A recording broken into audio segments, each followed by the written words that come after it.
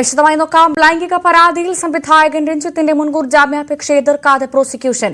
രഞ്ജിത്തിന്റെ മുൻകൂർ ജാമ്യാപേക്ഷ ഹൈക്കോടതി തീർപ്പാക്കി.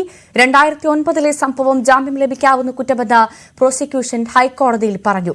പ്രോസിക്യൂഷന്റെ നിലപാട് പരിഗണിച്ച് മുൻകൂർ ജാമ്യാപേക്ഷ തീർപ്പാക്കി. CN പ്രകാശ് ചേരുന്നു കൂടുതൽ വിവരങ്ങളുമായി. ഏറ്റവും പുതിയ വിവരങ്ങൾ എന്തൊക്കെയാണ് അഡ്വക്കേറ്റ് CN പ്രകാശ്? ഈ ജാമ്യാപേക്ഷയെ എതിർത്തില്ല പ്രോസിക്യൂഷൻ എന്നാണ് മനസ്സിലാക്കുന്നത്. ഏറ്റവും പുതിയ വിശദാംശങ്ങൾ.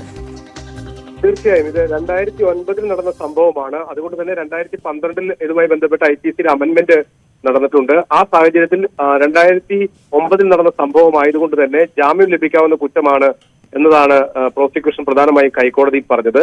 പ്രോസിക്യൂഷന്റെ ഈ നിലപാടിന്റെ പശ്ചാത്തലത്തിൽ കൂടിയാണ് ഹൈക്കോടതി മുൻകൂർ ജാമ്യം രഞ്ജിത്തിന് നൽകുകയും ചെയ്തിട്ടുള്ളത്.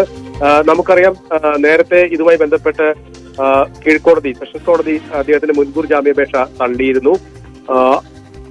ബംഗാളി നടിയുടെ പരാതിയിലാണ് എറണാകുളം നോർത്ത് പോലീസ് സംവിധായകൻ രഞ്ജിത്തിനെതിരെ കേസെടുത്തത്. ഇതിലാണ് മുൻകൂർ ജാമ്യാപേക്ഷ അദ്ദേഹം വിജയഭാനു, സീനിയർ അഭിഭാഷകൻ വിജയഭാനു മുഖേന ഹൈക്കോടതിയിൽ നൽകിയത്. ജസ്റ്റിസ് CS ഡയസ് ആണ് ഇതുമായി ബന്ധപ്പെട്ട ജാമ്യാപേക്ഷ പരിഗണിക്കുകയും ചെയ്തത്. പരിഗണിക്കുമ്പോൾ പ്രധാനമായും ഇത് പഴയ കേസായതുകൊണ്ട് 2009 കേസായതുകൊണ്ട് തന്നെ അത് നിലനിൽക്കില്ല, ജാമ്യം ലഭിക്കും എന്ന ഒരു നിലപാട് പ്രോസിക്യൂഷന്റെ ഭാഗത്തുണ്ടായി. ആ പശ്ചാത്തലത്തിലാണ് ഇപ്പോൾ ഈ ജാമ്യാപേക്ഷ തീർപ്പാക്കിയിട്ടുള്ളത്. 15 വർഷത്തിന് ശേഷമാണ് ഇത്തരമൊരു ആരോപണം ഉന്നയിക്കുന്നത് എന്നാണ് പ്രധാനമായും രഞ്ജിത്ത് വാദിച്ചത്.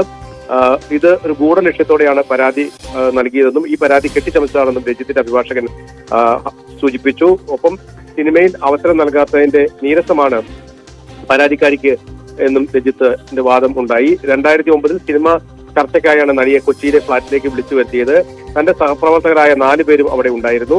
അസോസിയേറ്റ് ശങ്കർ രാമകൃഷ്ണനാണ് നടിയുമായി സംസാരിച്ചത്.